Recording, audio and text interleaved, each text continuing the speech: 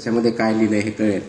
तथापि आपण सर्वजण इथं या कार्यक्रमासाठी आलात ते मनापासून मी आणि मुंडे कुटुंब यांच्या वतीनं आपले धन्यवाद मानतो. आपलं जे प्रेम आहे ते असंच चालू राहू द्या. माझ्या परीनं, आमच्या कुटुंबाच्या परीनं जेवढे प्रयत्न मला या लोकसेवेसाठी करता येतील तेवढे मी करत राहील.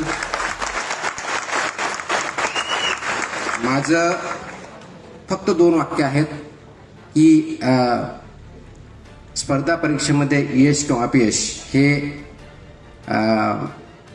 अंतिम नाही आहे. स्पर्धा परीक्षा किंवा पद हे फक्त माध्यम आहे आणि स्पर्धा परीक्षेची जो तयारी करतो तो कधीच फेल होत नाही, कधीच फेल होत नाही. त्याचं कारण असं आहे, स्पर्धा करताना ती दुसऱ्याची करायची नसते, स्वतःच्या आजची स्पर्धा करून उद्या आपल्यापेक्षा बेटर माणूस बनायचा असं त्यासाठी असतं.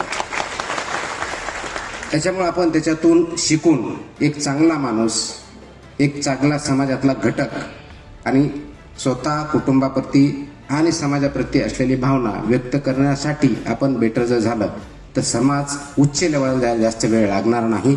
त्यासाठी आपण सर्वांनी प्रयत्न करावेत.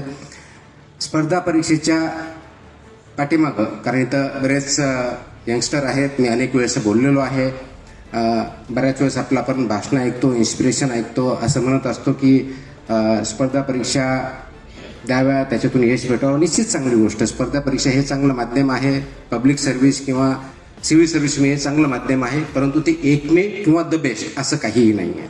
आपण शिक्षक असाल, आपण शेतकरी असाल, आपण उद्योजक असाल, आपण एंटरटेनर किंवा अभिनेता असाल, राजकारणी असाल, कोणत्याही क्षेत्रामध्ये जा, फक्त बेस्ट पॉसिबल काम करा.